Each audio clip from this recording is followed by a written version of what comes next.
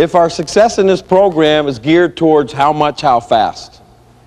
We've got to have a program to work how much, how fast. Now, when you were in school, you learned English, right? And you learned math and you learned science, but you didn't learn success. So what we're going to talk about here is a lot of success principles are amazingly simple, but we complicate them simply because we never learned them. Does that make sense? If you went to school to be a mechanic, and I always remember going through college, I grew up being kind of a mechanic, backyard mechanic. So people that I met in college, when their car would break down, I could fix it. They were amazed that I was mechanically inclined enough to fix a car. And I looked at it going, how can you not know how to fix a car? Can any of you relate to that? You can relate to either one side or the other, right? You either open up the hood and go, or you look at someone else who knows what they're doing and go, wow. And so it's not hard if you know it. It's hard if you don't know it. So we tend to complicate things inside our brain and make them really complicated if we don't know how to do something. A long time ago, my best teacher, he said, you know, getting wealthy is easy if you know what you're doing. It's a lot of hard work. It's the hardest work you're ever going to do. But you've got to quit doing what poor people do. Now, let me ask you a question. Out of all the people you've ever dealt with, learned from, or hung around, how many were wealthy? How many weren't? How many of you would say the majority of the people you hung around did not have financial independence? And bingo, that leads us to a problem. Because all our education, all our teachers, all our people we hung around, all the habits we got came from broke people. So now we've got this whole portfolio of broke ideas and concepts, and we want to get wealthy with them. And it's going to have to change some stuff. So here's when you look at the opportunity. There's people in this room right now that already this month have made, let's just be generic. There's people in this room that have made over $50,000 this month. There's people in this room that made more than that. There's people in this room that have made over $30,000 this month. There's people in this room made over $20,000 this month. There's people in this room made over $10,000 this month. There's people in this room made over $5,000 this month. There's people in this room that have made over $1,000 this month. And there's people in this room that haven't made a penny. Now, when we started this, we thought about making it real discriminatory. Because, see, there's real three parts, peace and all that. There's three parts of the program. And the one part we thought about is let's make it a discriminatory company.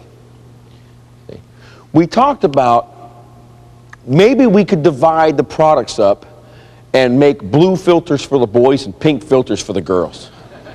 And we could really discriminate. So then we said, no, the products will remain the same. So no matter where you are, no matter where you live, no matter what, all the products are equal. We're going to give them out to everybody. Then we took the marketing program, the compensation, and we didn't say, listen, you know, women have never gotten a fair shake yet. Why give them one now? You know? We didn't say every other corporation in the world basically gets away without paying women equal wages to men. Why not be like that? But no, we blew it up. We said equal is as equal does. You come in here, you do, I don't care if you're male, female, black, white, green, blue, purple. Short, fat, skinny, tall, bald, not. It doesn't make any difference. If you do the work, you get paid. Period. So these two things don't discriminate. The third factor here, though, is the hard one. It's you. Oh, bummer. Yeah, you knew you came into play somewhere. You just didn't want it to be here, right? So the issue is, as the opportunity turns, what makes your opportunity work isn't the products. Because the products are all equal, and some of us are getting really rich with the products, and some of us aren't. The marketing plan isn't discriminating. Some of us are getting rich with the marketing plan. Some of us aren't. And the difference is us. It's how we deal with what we're doing. And so what we've got to understand now, if we're going to build a large sales force, and I think most of us are interested in that, is that right? Yeah. We have to understand, first off, we're marketing the most phenomenal, highest quality, most perfectly timed, best result-oriented product line that there has ever been in the history of this industry. No one has ever had a better product line in this ever, never, ever. And I know if you haven't had a lot of experience, you may not be able to appreciate that. You can say, yeah, nod your head, but knowing how long I've been around and knowing about other companies, we have got a better product line than anybody. Our marketing plan, it speaks for itself. When you can have people come in and get started in a matter of a year, hit the top of the program, making well over a six-figure income is a joke. I mean, most of the time we talk about six-figure incomes, we're striving to get it in a month, not a year. But it's amazing. Those two things are work. It's us we have to work on. And so we have to start learning things that broke people never learned. And a lot of what we've gathered so far in our life is wrong. For example, when we come in, we think in order to be an expert, in order to be perceived as smart, we need to have a lot of information, don't we? And see, when you first come in, you think, the more information I know and the more ammunition I've got, the more successful I'm going to be. Wrong. The more information you get, most of the time, is a burden to carry for most of you.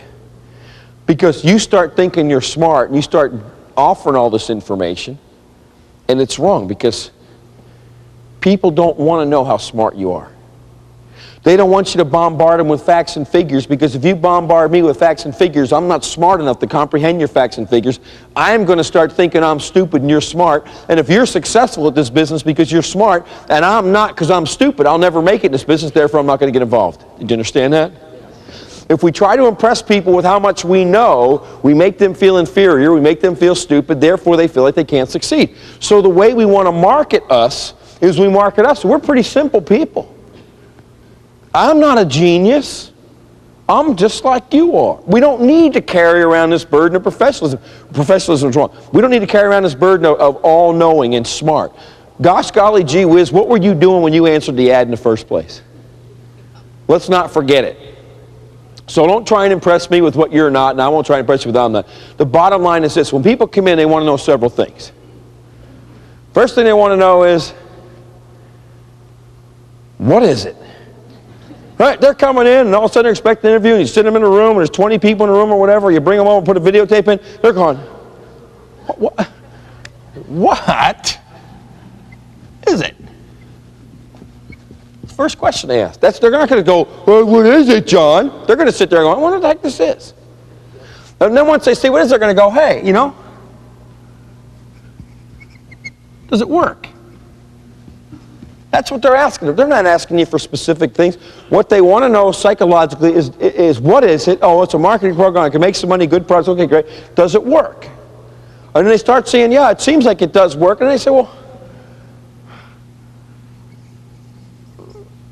can I do it? And see, most of you get good at doing this. You get good at, hey, what it is, it's pop, pop, pop, pop, pop. And they go, whoa, yeah. And you go, does it work? Testimonials, stories, you bombard them to death. But then down here, what happens, you actually blow this by the way you answer those. What did you used to do? Were you a brainchild doing it? The simpler you can make this work, the better. Now, here's what we really do. What we want to do while we're answering this question is we want to say, okay, guess what? It is simple. So throughout all our explanations, our whole goal is to explain, gosh golly gee whiz, it is simple. It is simple. What is it, ladies and gentlemen?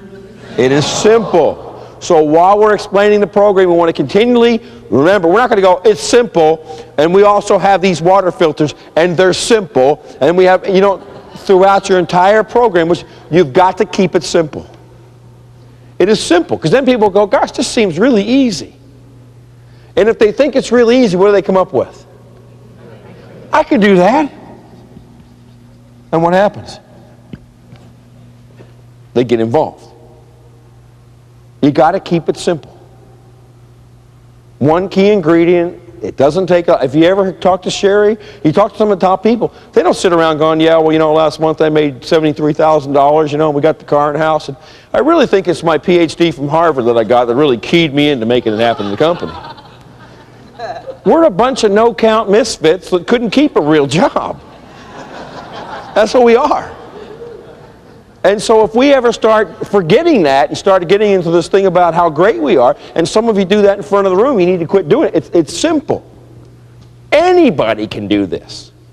And that's your whole motive right there. Because we got to build a sales force. Now, let's take the population. God forbid. How many of the population do you think are really intelligent? What? 3%? Okay, I disagree. I think it's less than that. But let's just say that we're going to go build a sales force, all right? And we're going to build a corporation, see? And this corporation isn't any different than IBM or whatever. They got the president, vice president, and you go on down, you have the directors and regional managers and on down to the employees. Same as the government. President, Senate, Congress, state government, municipal government, everything takes shape of a hierarchy. Or like a pyramid shape, so don't go, oh God, it's a pyramid deal. No, it's a corporation. The difference is instead of starting at the bottom with a resume and trying to work up a company that's already filled up, we start here and build one from the top down. That way we own it. Very simple. But when we look at this, the majority of people are not very intelligent, right? So let's just say it's 10% of the population, which we all know is a big lie. 10% of the population is intelligent. If we go out here and we make this complicated, we lost 90% of our potential customers. If we keep the level of our explanations down, we can get 100%. Does that make sense? So by being smart and impressing people, you're not gaining anything. All you're doing is costing yourself people. That goes for product explanations and everything else. We keep it simple. Okay? Can we keep it simple? Okay, some of you ought to be really great at that. So that's our goal. Now, what we want to do is we understand as we work, we want to keep it simple, because here's our goal. We want to go out and there's something we've got to build here. Now, here's another corporate structure. Where do you want to be, top or bottom? Top. Okay, great. Now, we got to divide this up, though. Okay? The first thing you've got to do, and these are all little barriers you got to break through, okay? The first thing you got to do is you got to get through the fear of doing it. It's like being on a high dive board and you're going, oh, I'm not sure I want to go or not. Jump. Once you jump, you've got these barriers to go through. And the first barrier is going to be the product barrier. See, and you've got to become a product of the product. When people go, well, gosh, you know, why should I use your shampoo? And you go, heck, I don't know, I never used it. It's not a real good product of the product. See, if you went and said, you know what, I've used virtually every shampoo in the store. I've tried shampoo after shampoo. I had the typical shower, probably like yours. We have 6 or 7 shampoos in there. Used a little bit of each one. And you're still looking for, I got the shampoo, threw them all away. My hair has never been more manageable, never been healthier, split ends gone, blah, blah, blah, blah, blah. Now, you can sit there and go, well, you should use our shampoo because it's botanical shampoo with aloe vera, biotin, and jojoba. And because it contains, but you're not going to sell anybody on that. But that's what everybody tries to do, isn't it? These are all the facts right here. Facts about the shampoo are on the label. Facts tell and stories sell. You can tell, and that doesn't mean lie. It doesn't mean make up a story to sell something. That means you can sit here and give them all the facts about its pH balance, its concentrated, all and that's not work. You tell stories about what happened when you use the product. That's what's going to sell the product. So when you're using all these products and you incorporate them into your life, it's easy to sell them because you're a personal testimonial. So until you use the product, other people come and go, well, yeah, I'm in the company, but I don't want to really buy any products just yet. You just put a gun to your head and said, there goes my success in Equinox. Bang. It's all over. You want to become a product of the product, so you buy the product barrier, because how can you sell something to a friend if you don't believe in it? That's right. You know? So now you believe in the product, and then you take the product and you sell some. The retail barrier. So you go home, and some of you, it's so funny, because you're putting your order in, you put your app in, right, and you're scared to death. I know how it is. And you put your order form in, you're going, I don't know if I can really afford to do this or not. I hope this works, and oh my God. Order form goes out. And you're not sure if you want that product to show up or not. Right? And then finally that day comes, you're half excited and half scared to death because there's the box. And I know what you think. Even if you came in as a manager, you put in a big order, right, and you're ready to get really serious about the program, you expect a box the size of your living room to show up, don't you? And then you find it's only a little box. And you open the box up and you're like, wow, you know, and you start taking the products out and you start using them, and then you say, hey, they're really good. And then you feel good, then you're going, okay, I use them and they're really great. Now it's time to sell one to somebody. And guess what? That whole anxiety program starts all over again. What if they don't buy it? What if they say no? Blah, blah, blah, blah, blah, blah, blah, blah, blah, blah, blah. Now, once you go out and you believe in the products and you sell the product, then all of a sudden, is it hardest to sell your first or second product? Your first one. And then you sell one, and you sit there going, oh my God, it worked. Right? And you're like shocked, you know, because they said, and you actually got money. You know, it's like, wow, this is really cool.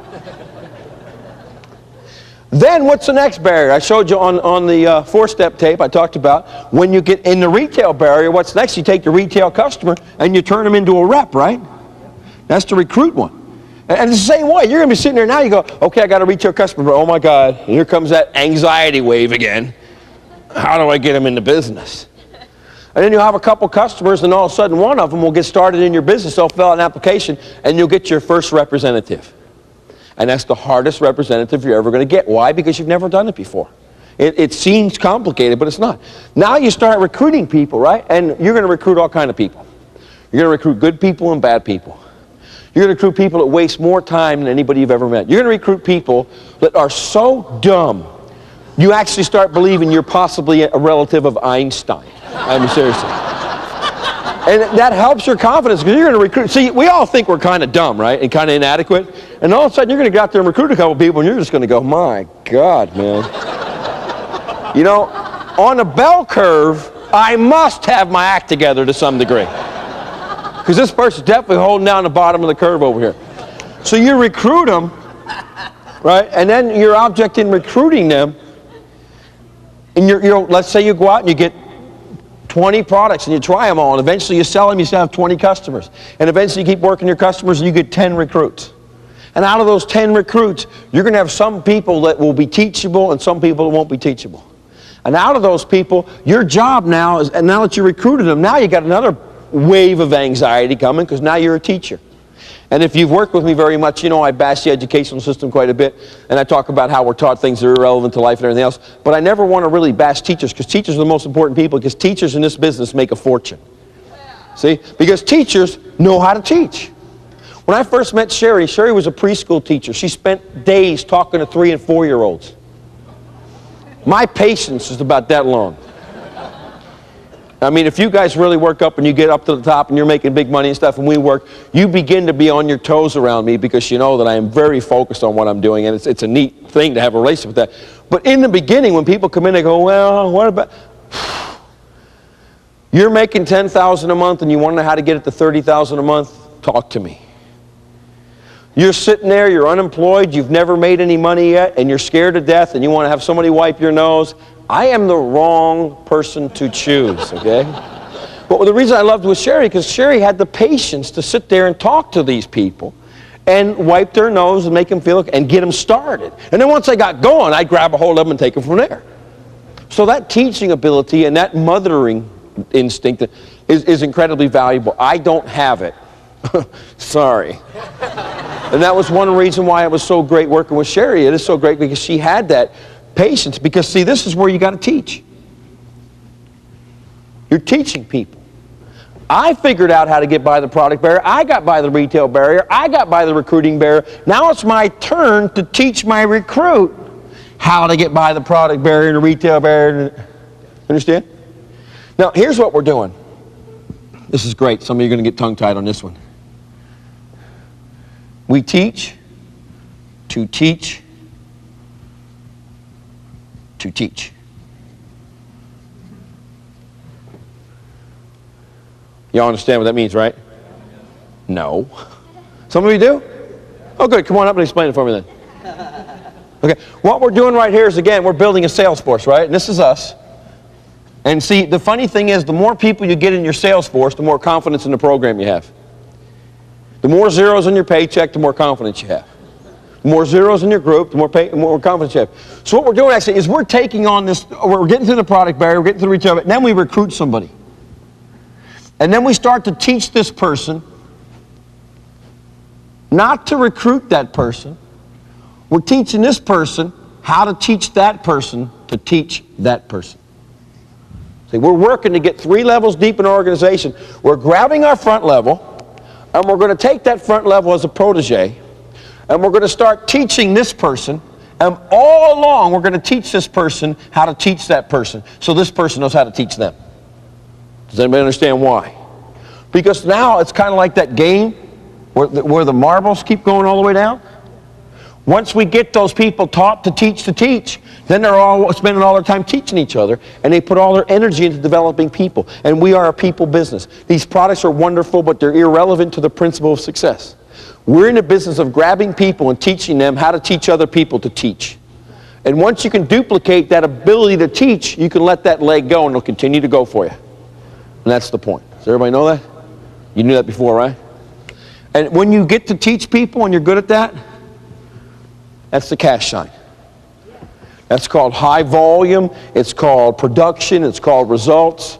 It's called the reason why we're here. Can you all go through these? Okay, now what's the difference in somebody who makes $100,000 a year and someone who makes $5,000 a year? What's that? How much? How fast? See, now you all got it. Yeah, I gave you the first clue. So why? How many barriers can you go through, and how quickly can you do it? It's going to keep coming back to you all the time. How much, how fast? Now you sit there and go, okay, I understand that. Now how the heck do I do it? Well, it's really simple. What we're here to do is we're here to recruit salespeople, and we're here to recruit recruiters who recruit salespeople.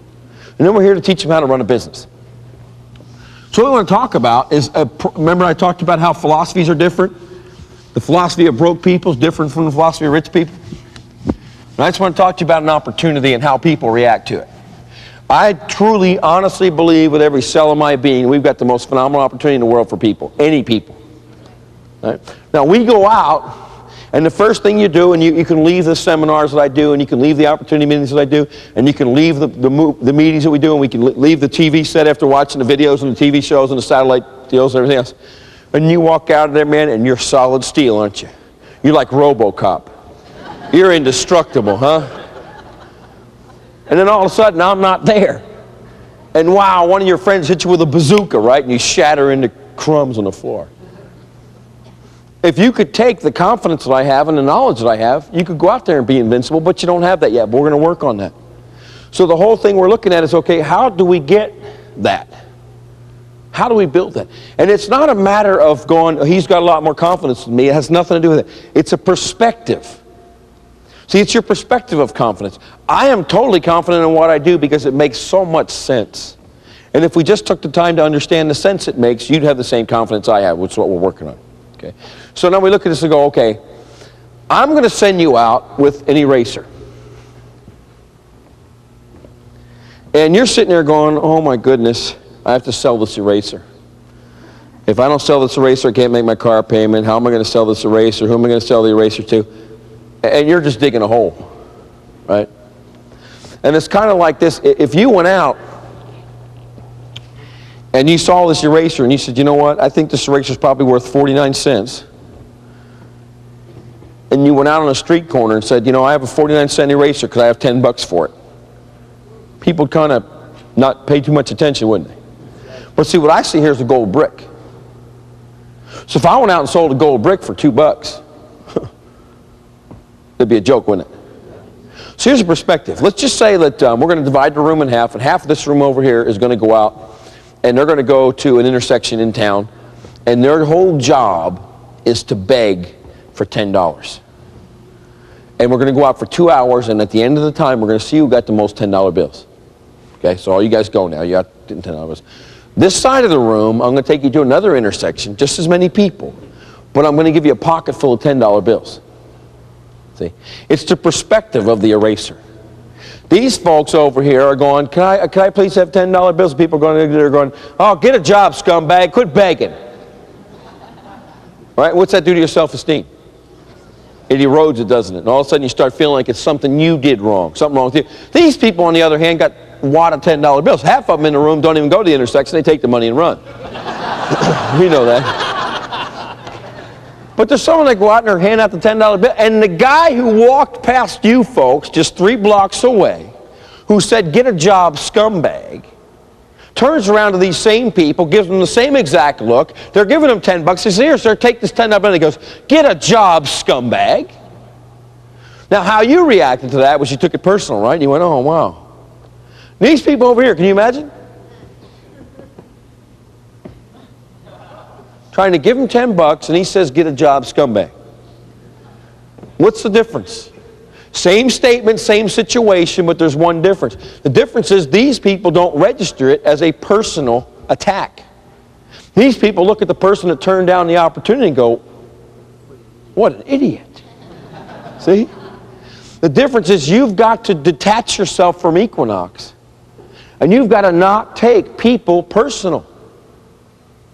See, if we give them this opportunity, some of you are going out and you see Equinox as begging your friends to get in your sales force.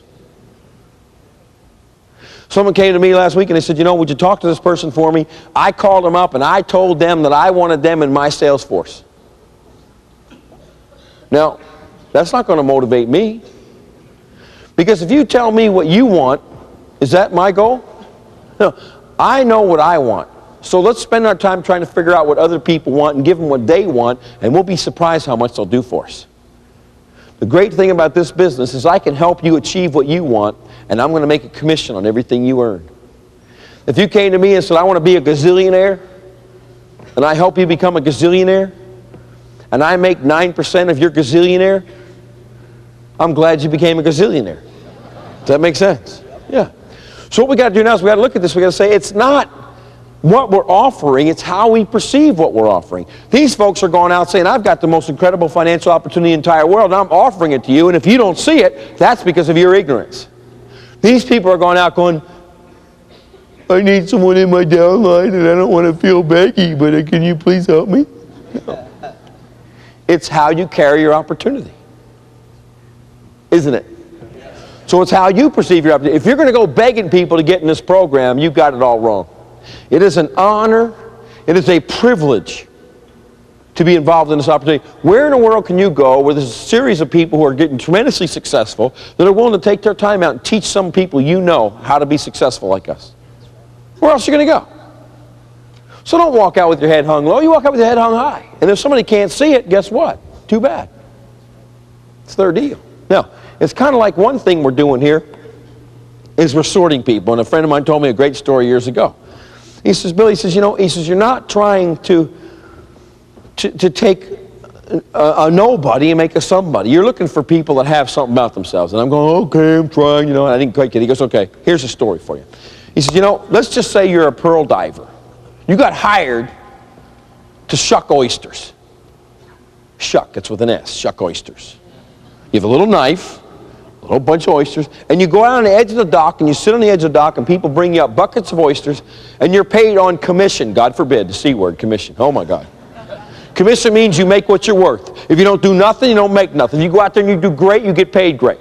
I love commission. Because years ago I worked for a company and I busted my backside and I outproduced everybody else in the company and I earned less than 90% of the people in the company because I wasn't on commission. I'll take commission any day of the week. That way I get what I'm worth. If I want to take some time off, I may not get paid, but I took the time off willingly. But if I want to go to work and work 10 times harder one week than anybody else, I should get paid for it. That's how I feel. Seems to work for me too, doesn't it, I guess. So what happens now is you're on the edge of the dock, these people are bringing up these buckets of oysters, and they paid you on commission. Because look, there's 100 oysters in every bucket, give or take a couple. And what we're going to do is instead of paying you by the hour, we're going to pay you $50 for every pearl you find.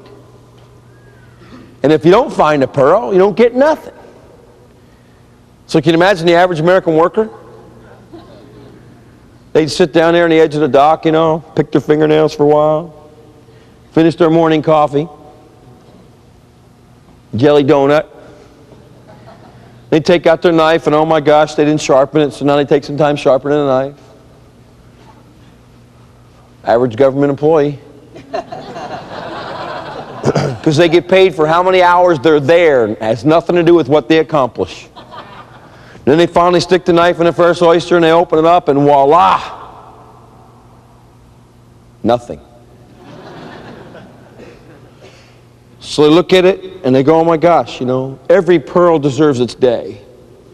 They put the lid back on it and they hold it in their hands and keep it warm, knowing that that oyster has the potential to grow a pearl someday. And if they just keep it warm long enough, it'll grow one. How long will you hold on to that oyster waiting for it to grow a pearl? How many of you are going to hold it for a month? a year, a day, a minute, a second, less than a second. Yeah. See, in the capitalist world, you go like this. You go, whap, boom, bap, up. Next. And you dig in a bucket. Because why? You're not being paid to find oysters or people. You're being paid to find pearls, which is people that are willing to take control of their life, do something with their life, follow up on an opportunity, follow up on a commitment. Does that make sense? So we're actually sorting people. So when you offer the opportunity, you don't go out with your head hung low begging people. You're going to people and say, look, I've got the most incredible opportunity in the world. Let me show it to you. And then when we're done, you tell me if you got a pearl or not. If you don't got a pearl, hey, thanks anyway. Because it's your attitude, you see? You go over to your friend's house and you show them the video, Opportunity of a Lifetime, or any company video, and they go, oh my God, give me a break. Haven't you heard that? Da, da, da, da. And you sit there and you go, no, you don't understand.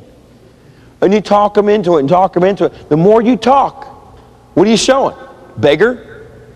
You're the beggar going, please, I need $10, man, please. So I'll tell you what, I'll be over there talking about this program, and halfway through the test, they go, oh my God.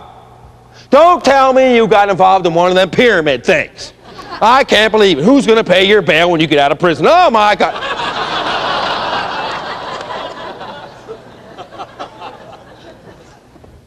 Let me show you something about this book right here. See? This book slams. Watch. You hear that? That slams. Because if I'm using this book to recruit somebody and I'm halfway through and they start going, oh, no. Thanks anyway. You know, I really apologize because I really gave you credit for being obviously more open-minded than you really are, but thanks for your time. And you're gone, man. See, you're not, you're not begging. I'm offering you $10 for walking by. If you're not smart enough to pluck it from my fingers, oyster, no pearl, later, man. And go back, because you're looking for people. You're not looking to talk people into this. You're looking to find people who can see it. And what's going to happen to you is you're going to disavow this. You're going to work your butt off for a couple months, and you're going to keep working with people that don't get it going and don't get it going. I know everybody up here that's making money with me will agree with this. Finally, you'll come across somebody that sees it, goes, oh my God, puts an order in, gets their manual, goes to work, recruits people, and all of a sudden they got a check coming. And you're going to sit there going, oh, that's what it's like. Yeah. Now, I'm not saying to bash everybody that needs a little time and understanding. But I'm saying we're not here to beg people. We've got an opportunity of a lifetime. You don't want to spend your time begging people. We don't have time. So we talk about, okay, great. We understand we're going to bring people to look at this opportunity. And we're going to have them take a look at it. And they're going to get to decide whether they like it or not. How in the heck can we get them to look at it? Dilemma, isn't it? How can we get people to look at this? I spent years of research doing this. Thousands of man hours. How can we invite people to take a look at our opportunity? And in about my 12th year of researching this, I was there at the library working hard, and someone came up to me, a friend of mine, and says, hey Bill, listen, you've been working real hard here for the last 12 years, 13 years. Why don't you take a break and let's catch a movie tonight?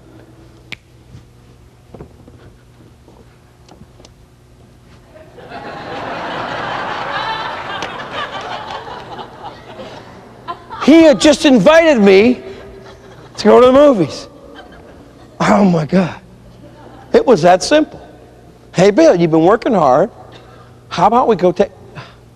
Now, how many of you ever invited anybody over your house for dinner? And asked them out on a date? It's the same thing. What happens is you perceive all this pressure and you become a beggar. I don't mean to keep picking on this half of the room, but hey, that's what you got. See, I invite people down. Now, I want to ask you a question about a friend. You all got friends? Okay. A lot of us have friends that we think are friends, but they're really not friends. We think they're our friend, but they think we're their acquaintance. Here's the difference. I'm driving down the road. I don't have a spare tire in my car, and about 1 o'clock in the morning, I blow out a tire, and the only person I know in the area is you, and it's 1 o'clock in the morning, and I call you, and it's an hour and a half ride, and I need for you to bring me a tire. You have no idea where you're going to get a tire, but you're going to have to go find an all-night tire store or all-night gas station, buy a tire, and you'll probably be up till 7 in the morning. Do you help me? How many of you help me? Hey, you're lying because you're making a bunch of money off me. That's why you're saying that. See? If it was any other different situation, you'd be going, I'm sorry, I'm so dumb, and you drop the phone on the floor. My kid's sick, I can't go. You know, I'd really love to help you out, but, and you fill in the blank. But a true friend to me is somebody that I know that I could call in confidence, and they would get up, and I know there's a lot of you in the room tonight that if that situation happened, you'd be there for me like that. And I want you to know that I'd be there for you like that, or at least pay someone to do it for me. So, right? Now, that's what I call a friend, right? The problem is thus far in our life, most of us never check to see if our friends really are our friends. Now you get a big thermometer. Because you're going to invite people, pray tell, to come spend an hour with you. Now, if you ask a friend to spend an hour with you to take a look at something you're interested in, and they won't get out in front of the TV set to give you 1 hour of their time to take a look at an opportunity that can change their life, are they your friend? Yeah, and I'm not saying destroy everybody you know. I'm just asking this. Realistically, I was shocked when I found out how many people that I really thought I cared about that didn't give a crap about me. And I was amazed. But now I have developed a life, and that's what I said before about a social life. I've developed a life where I have been surrounded by thousands of people, hundreds of which have been better friends to me than I had ever I didn't even know what a friend was. I thought I knew what a friend was, and some of you watch this, you think you know what your friends are. You get in this business, you're going to find out what friend is. Friend is somebody that's as interested in your success as you are. See, you don't need a friend to nail your foot to the floor and keep you from going. So I want a friend that comes down and says, you know what, Bill? This really isn't for me at all, but anything I can do to help you become successful, that's a friend. Someone goes, oh, you don't want to be, that's not a friend. What do you need them for? There's enough critics in the world that you have one for a friend. Right? So your object now is to invite people. That's all we're doing. You invite people to take a look at it. Can y'all remember that one? While we invite them to take a look at it, what do? Keep it simple. Simple. It's a word most of you should have no problem remembering. We want them to know that they can do it. We also want to play with that program we talked about with the trust and the respect. When you're new, you be quiet. You let someone with more experience talk to the new prospects. You have the expert do it for you. An expert does it. We always said expert is defined as anyone that lives more than 50 miles away that has a briefcase. That's an expert. Why? Because of the respect we talked about. See, if you know somebody, they trust you, but they don't respect you. A stranger has the respect. Now what happens is this. We would always trade. We'd always go to different areas, and I'd be the expert in one area. Because see, if I came in here tonight and I picked up somebody and I said, for example, Mr. Peter Wilson, like to meet Mr. Peter Wilson is one of the most world's well-known and prominent brain surgeons. What would Peter be? Yeah, he'd be a brain surgeon. That's the title he got.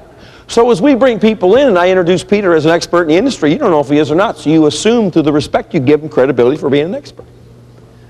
So it helps. It's not that we're trying to go, we're an expert. It's just they won't ask any ignorant, dumb questions to your boss. Would they? So they're going to sit there with you and go, oh, how do you know what did? But if you sit them down in front of me and I'm professional, they're going to be professional. And they're not going to do to you, they're not going to do to me what they do to you. Therefore, we've got control of the situation. We've got a better chance to show it. Does that all make sense? Yeah. So we're sorting for people that see it, right?